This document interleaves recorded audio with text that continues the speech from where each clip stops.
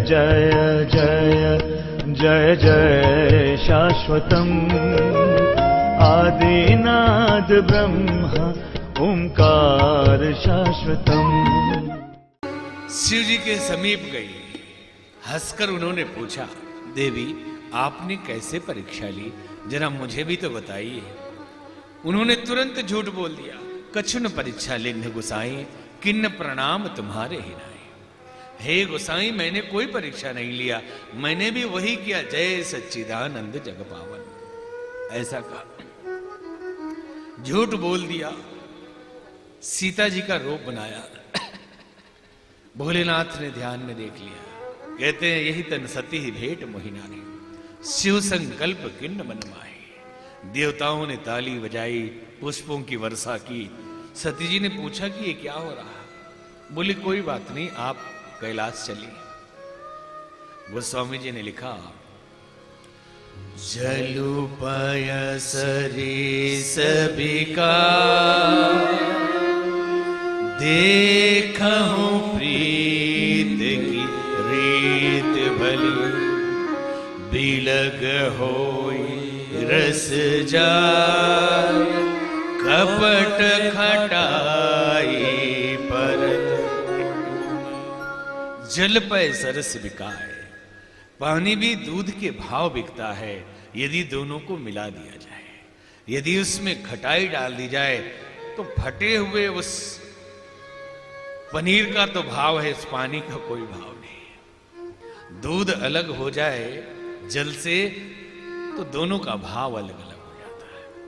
ठीक वैसी ही जिंदगी में प्रीत है, अगर कपट की खटाई पड़ गई, कपट झूठ, कोई छल आ गया उसमें, तो प्रीत टूट जाती है, फिर भाव एक नहीं रहता। भगवान भोलेनाथ के घर में एक झूठ से गृहस्थी टूट गई, तो साधारण गृहस्थों का क्या होता होगा, जहां झूठे लेना झूठे देना। सभी जान रहे, पति भी जान रहा पत्नी झूठ बोल रही है, पत्नी जानती है कि पति झूठ बोल रहा है, लेकिन कारोबार चल रहा है झूठ झूठ। हमने सुना कि एक आदमी ट्रेन का सफर कर रहा था और उसका बच्चा साथ में था। कोई स्टेशन आए, बच्चा बोले पापा मिठाई मिठाई खरीद देता, पापा बैलून बैलून खरीद देता। बोगी भर के लोग परेशान थे कि कितना प्रेम है पिता और पुत्र का, कि कभी मना नहीं कर रहा। एक स्टेशन आया, बोगी भर के लोग ताक में कि अब क्या मांगेगा और बाप देगा।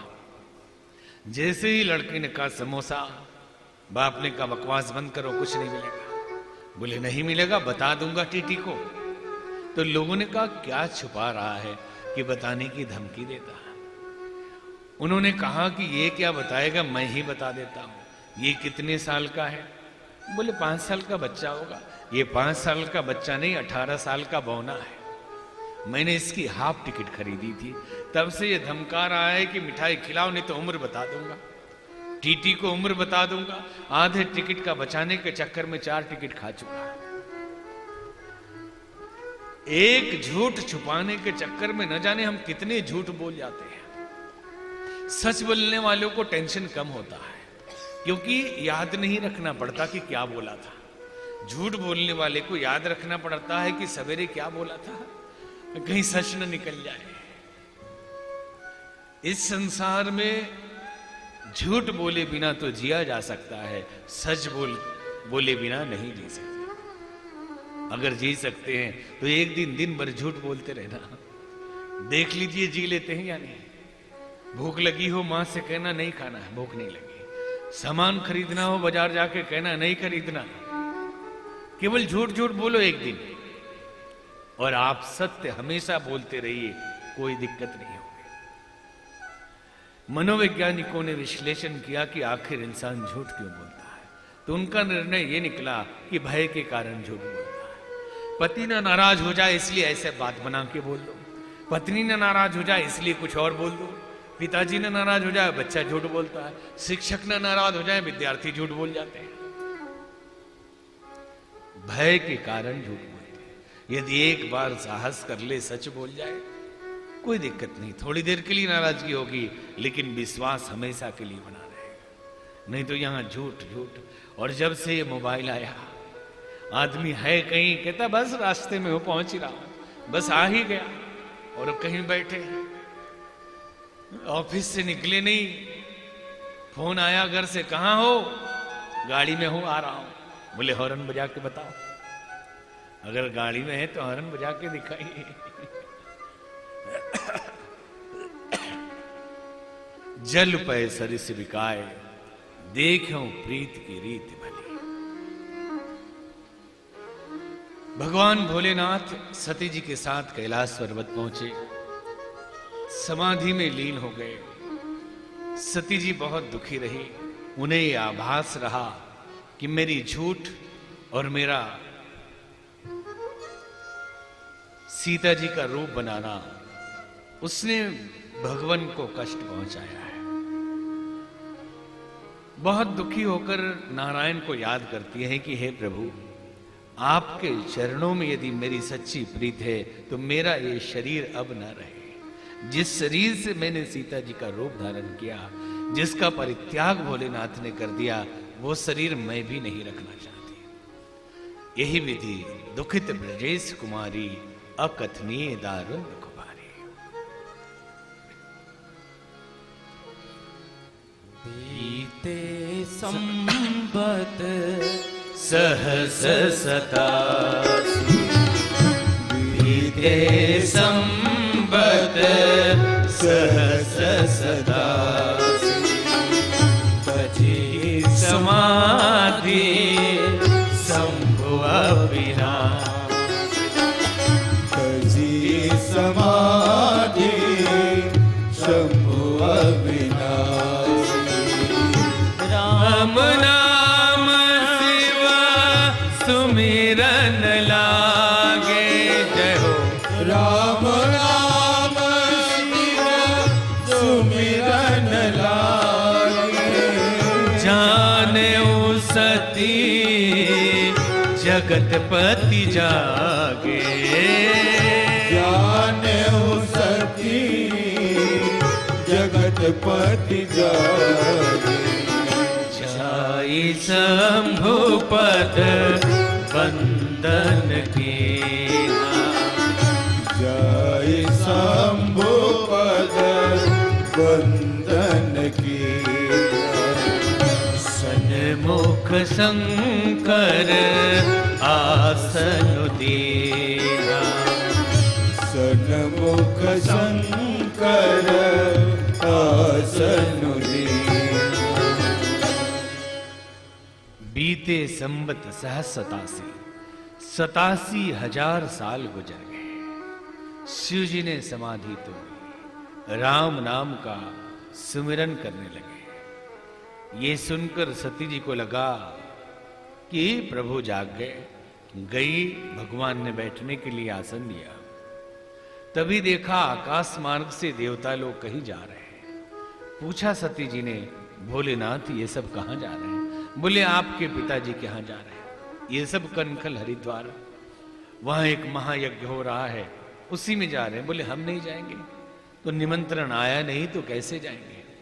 बोले पिता का घर है, बुलाए या ना बुलाए, चलना चाहिए। तो भोलेनाथ कहते हैं, यद्यपि मित्र प्रभु पितु गुरु गेहा, जाइए बिनु बोले हूं न संदेहा, तदपि विरोध मान जहां कोई, तहां गए कल्याण न होए। पिता मित्र प्रभु गुरु, इनके यहां बिना बुलाए जाना चाहिए। यदि विरोध है तो बिना बुलाए कभी नहीं जाना चाहिए, कल्याण नहीं होगा। कहते हैं कि एक बार राजा दक्ष को जब प्रजापति का पद दिया गया है, तो उनके सम्मान में 33 कोटि देवता उपस्थित हुए और 32 करोड़ 99 लाख 99,999 देवताओं ने खड़े होकर सैल्यूट दिया। भोलेनाथ बैठे ही रह गए ध्यान में, पता ही नहीं चला वो कब आए। क्रोधित हो गए दक्ष कि इन्होंने मेरा सम्मान नहीं किया, मैं इसका बदला लूंगा। 33 कोटि में से इतने ने कर दिया, एक ने नहीं किया, क्या फर्क पड़ता? लेकिन वो दक्ष है। दक्ष मतलब प्रवीण, कुशल, इंटेलेक्चुअल, दिमाग वाला आदमी कभी सुखी नहीं रहता, क्योंकि उसको टेंशन बना रहता है। जो उसके पास है उसको लेकर संतुष्ट वो कभी नहीं रहता। जो नहीं है, भविष्य में क्या होगा इसकी चिंता, और भूत में क्या गलत हो गया उसको पकड़े रहता है। भूत उसे पकड़े रहता है और भविष्य उसको खाए रहता है। इसी के बीच में इंटेलेक्चुअल झूलते रहते हैं दक्ष। वर्तमान उन्हें कभी मिलता ही नहीं, जबकि न भूत होता है न भविष्य होता है, हमेशा वर्तमान ही होता है, हमेशा वर्तमान होता है।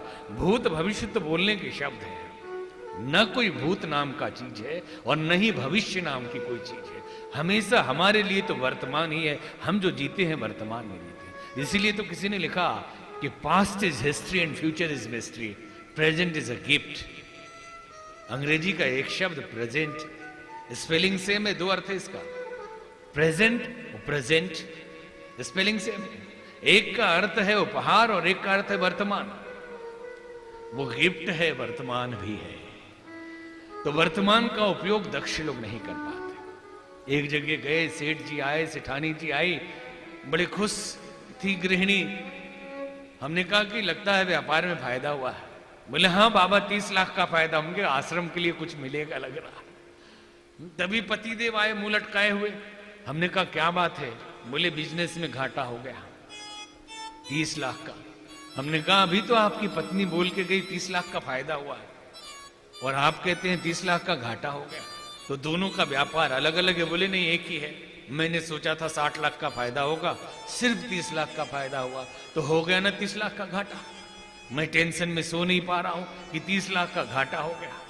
ये दक्ष है, ये बुद्धिमान आदमी है, जो मिला हुआ है उसका उपयोग कभी नहीं कर पाता, जो है ही नहीं उसकी कल्पना करके दुखी रहता। इतने 32 करोड़ 99 लाख 99,999 सलाम कर रहे हैं, उसका सुख नहीं ले पाए। एक ने क्यों नहीं किया? 10,000 आदमी नगर में रहते हैं, 900 लोग आपके अपने हैं, 100 गाली दे रहे हैं, तो 900 के उस सम्मान को छोड़ के 100 के पीछे पड़े, ये लोग क्यों गाली दे रहे हैं? संसार में जी रहे हैं तो कोई गाली देगा, कोई सम्मान करेगा।